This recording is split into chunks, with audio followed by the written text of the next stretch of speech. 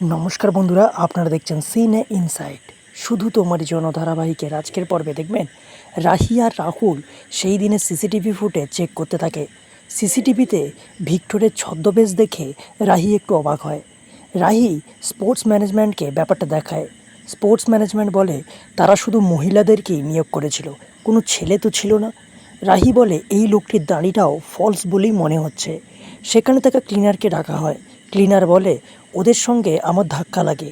সেই সময় ওখানে থাকা একজন বলে ভাগ্যিস আলাদা করে একটা বোতল সরিয়ে রেখেছিলাম। রাহি পুলিশকে বলে দেখুন স্যার, আমি যে এনার্জি ড্রিঙ্কটা বিদেশ থেকে আনিয়েছিলাম হুবহু এক দেখতে আরেকটি বোতল আনা হয়েছিল। তার মানে এটা পুরোটাই একটা ষড়যন্ত্র।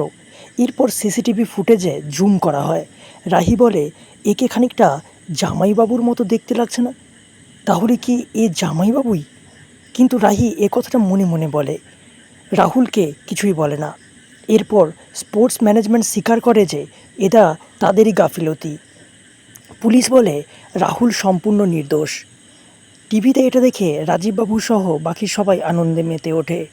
আর এদিকে রাহুল রাহিকে জড়িয়ে ধরে। ভিক্টর মনে মনে ভাবে, রাহি কি জেনে গেল যে এসবের পিছনে আমি আছি? তাহলে কি হতে চলেছে বন্ধুরা, জানতে দেখুন শুধু তোমারই জন্য। ভালো লাগলে আমার চ্যানেলটিকে সাবস্ক্রাইব করে পাশে থাকবেন। ধন্যবাদ।